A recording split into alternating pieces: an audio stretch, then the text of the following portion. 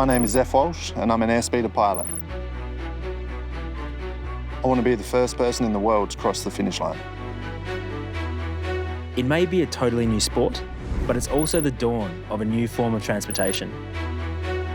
In the cities of the future, we're going to be seeing not just one or two air taxis, there will be hundreds.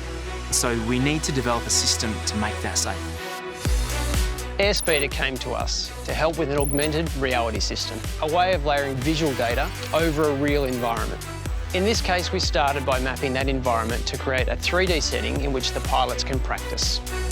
It's actually as integral to what we do as developing the vehicles themselves and the communications network, because without trained pilots who know what they're doing, it's just not going to work.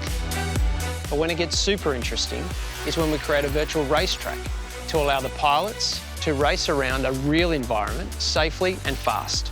That augmented reality, driven by our partnership with Telstra Purple, is taking the data rapidly from the speeder, going through a race server, and then overlaying to the pilot what they need to know right now that helps them either win the race or avoid colliding into another vehicle. As a pilot, I've had a lot of meetings with the Telstra Purple team to develop the heads-up display, giving my feedback on how these elements that are on the screen affect my ability to pilot. If that's up in the air where it's supposed to be, then I'm not going outside of track limits. That's what we need. These types of augmented systems have applications right across industry. What we're doing here applies to everything from mining, defence to aviation, to reduce risk and increase expertise.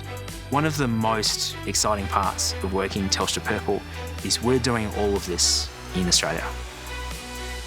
This is the future.